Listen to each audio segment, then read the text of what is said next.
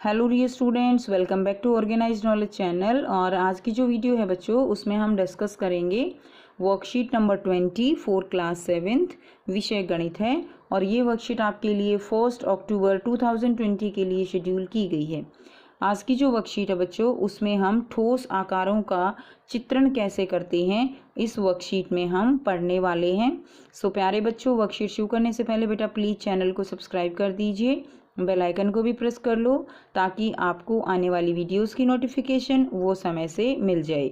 So now let's start करें। पहला प्रश्न आपको दिया गया है, पिरामिड में कितने शीर्ष, कोर तथा फलक होते हैं।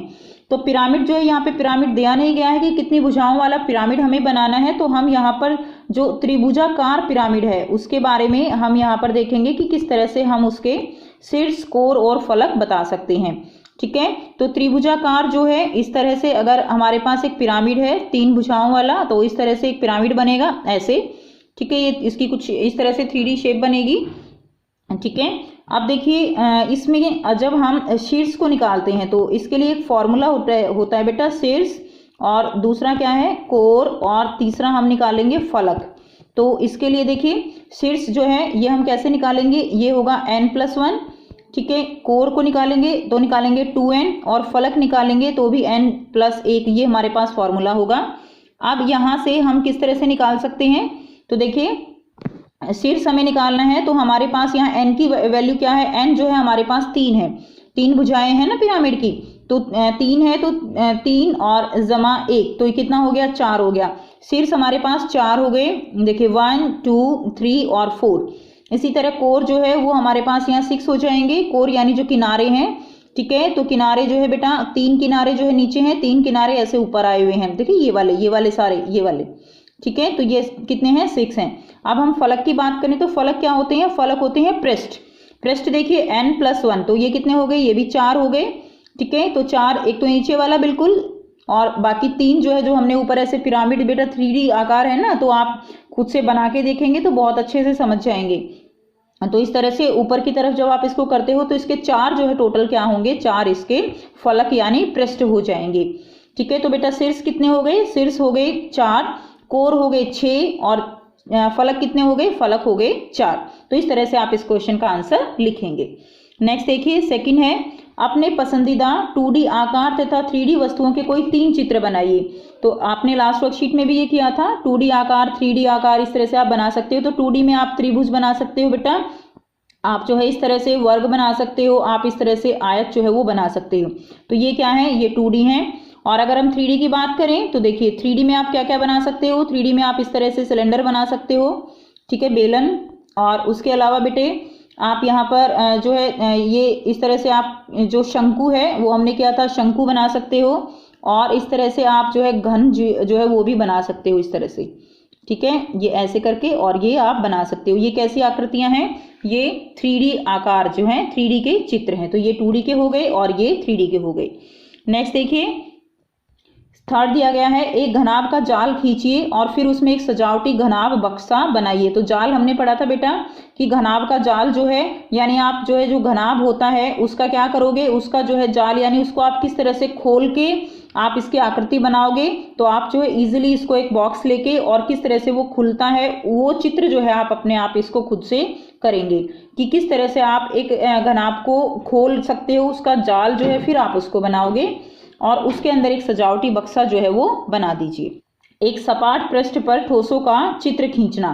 किसी सादे कागज या वर्गाकार खाने वाले कागज पर एक घन का चित्र बनाने पर वह 3D ठोस दिखता तो है, परंतु उसकी माप यानी बेटा जो किनारों की लंबाई है उसको हम सत्यापित नहीं की जा सकती है। ठीक है, तो यानी जब हम किसी सादे कागज या वर्गाकार खाने वाला कागज होता है, जैसे जो हमारे पास ग्राफ पेपर होता है, अगर हम उनके ऊपर 3D जो चित्र बनाते हैं ना, तो उसके जो माप हैं, उसकी जो लंबाई, चौड़ाई, ऊंचाई है, उनको हम सत्यापित नहीं कर पाते। ठीक है, इस प्रकार के जो चित्र होते हैं उनको हम क्या कहते हैं, उनको हम तिर्यक चित्र कहते हैं। तो इस तरह की जो आकृतियां हैं, 3D आकृतियां, उनको दिखाने के लिए हम समदूरिक शीट का प्रयोग करते हैं। तो ये डॉट वाली जो शीट होती है बेटा, ये समदूरिक शीट कहलाती है। ठीक है, और जहां पर इसके मापों का सत्यापन किया जा सकता है। तो इस प्रकार के चित्र जो है वो क्या है, वो समदूरी के चित्र कहलाते हैं। तो ये चित्र समदूरिक चित्र हैं और ये चित्र तिर्यक चित्र हैं। तो एक समदूरिक शीट में शीट बिंदुकित रेखाओं से बने छोटे छोटे समबाहु त्रिभुजों में विभाजित हो जाती है। तो इस तरह से आप देख पा रहे हो, दोनों आकृतियों में आप खुद ही अंतर देखिए कि ये इस आकृति में जो 3D आकार है वो बिल्कुल अलग से पहचान में आ रहा है। इसमें भी देखिए पूरा एक बॉक्स आपको नजर आ रहा है कि किस तरह से बॉक्स जो है वो रखा हुआ है। तो इनकी पहचान हम आसानी से यहाँ पर इनको सत्यापित किया जा सकता है।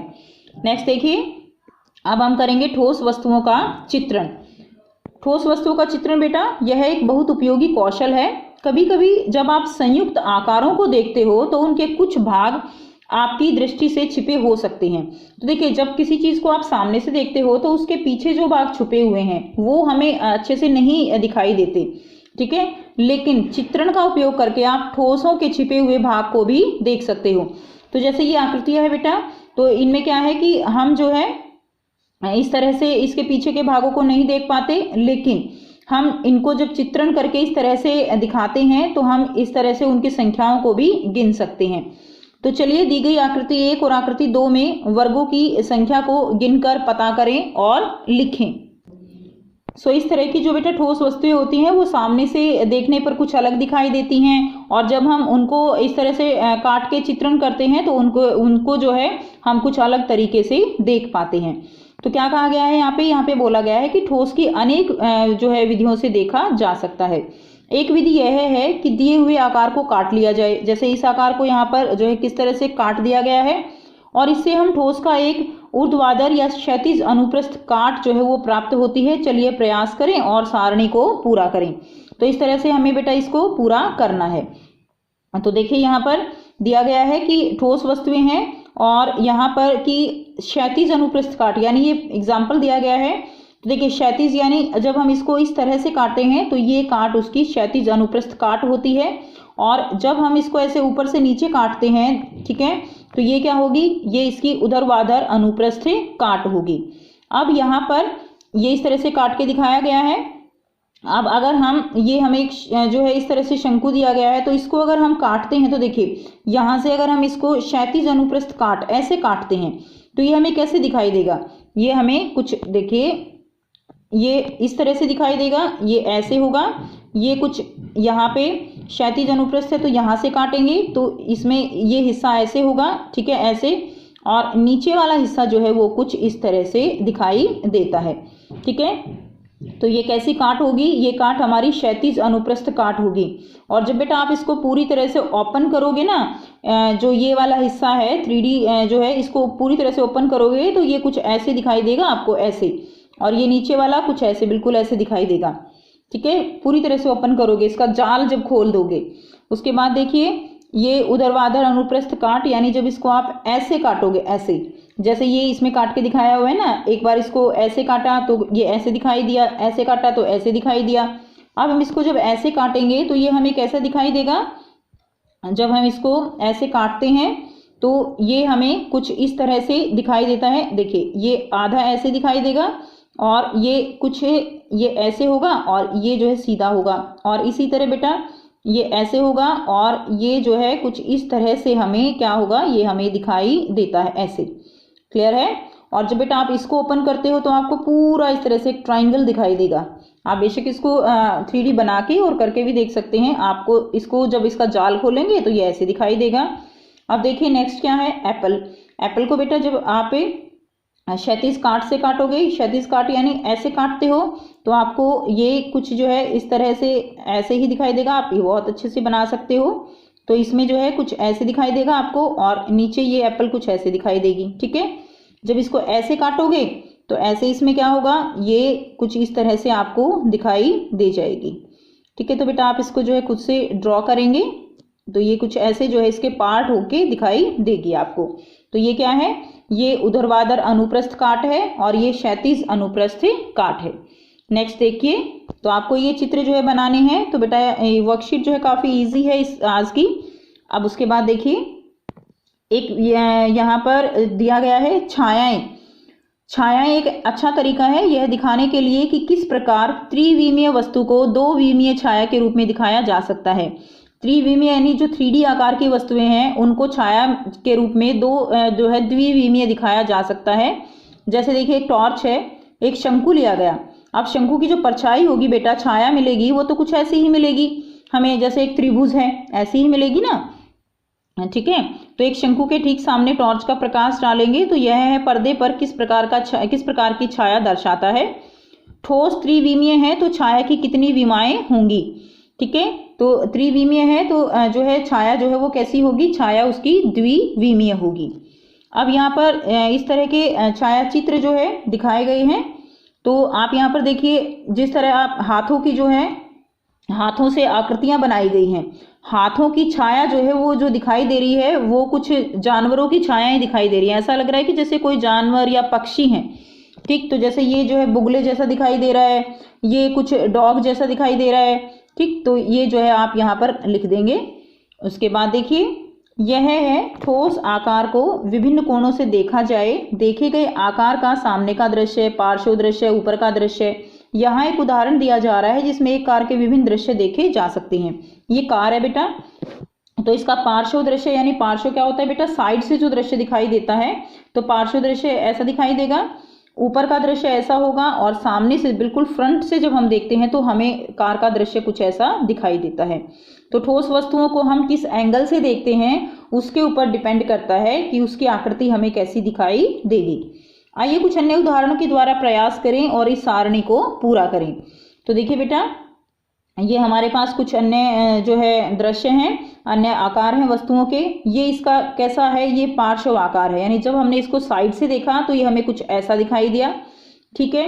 अब अगर हम इसको ऊपर से देखते हैं तो ऊपर से देखने पर ये हमें कुछ इस तरह से दिखाई दिया, और अगर हम इसको सामने से देखेंगे तो देखिए, इसको अगर हम सामने से देखेंगे तो ये जो है भाग उभरा हुआ दिखाई देगा, और ये कुछ इस तरह से जो है इसके भाग दिखाई देंगे। दो भाग ये हैं यहाँ पर, तो दो भाग हमें ऐसे दिखाई देंगे, ठीक है। दो भाग ऐसे हो गए और एक भाग ऐसे इस तरफ उभरा हुआ दिखाई यहाँ पर देता है, ठीक है। ये ऐसे आप कर लेंगे, ठीक है। तो ये ऐसे दिखाई देगा।